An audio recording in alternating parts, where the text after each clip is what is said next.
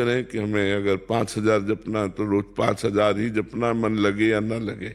और भोजन पवित्र और कुसंग का त्याग और भगवान से अपनापन करने के लिए उनके चरणों का आश्रय, तो इससे हमारा भजन बढ़ता चला जाएगा। निशांत जी नोएडा से। राधे राधे महाराज जी। महाराज जी, गीता में लिखा है कर्म करो फल की चिंता ना करो, पर फल का मोह बार बार मन को पकड़ ले तो क्या ये भक्ति की कमजोरी है या शरणागति अधूरी है? भगवान पे विश्वास की कमी है। जब असत कर्मों का फल अवश्य मिलता है तो सत्कर्म का फल तो प्राप्त होगा ही। फल की आकांक्षा करने पर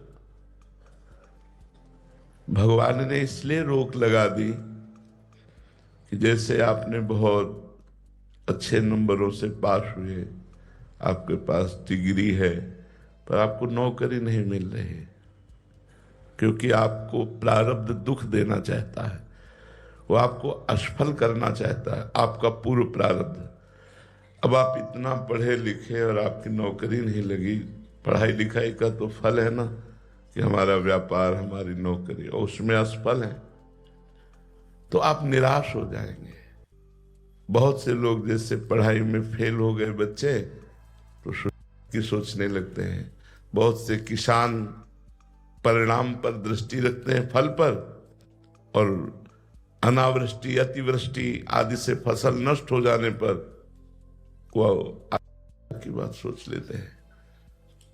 बहुत से ऐसे परिणाम हैं जिनमें हम पहले से निश्चित कर लेते हैं, व्यापार या खेल या किसी विषय में, तो परिणाम के लिए भगवान आदेश करते हैं सुख दुखे समय कृत्वा लाभा लाभो जया जयो।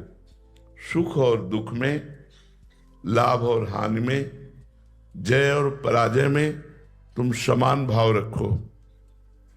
कर्मण्येवाधिकारस्ते मा फलेषु कदाचन। तुम केवल कर्म करने पर अधिकार रखो, फल पर नहीं।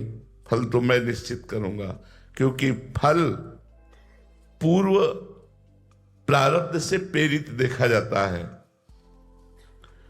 कोई ज्यादा चतुर भी नहीं है, बहुत पढ़ाई भी नहीं की, और बहुत धनी के घर में जन्मा, बहुत धनेश्वर है, बहुत प्रवीण भी है, बहुत पढ़ा लिखा भी है, लेकिन उसकी व्यवस्था ही ठीक नहीं, क्योंकि प्रारब्ध बुरा है।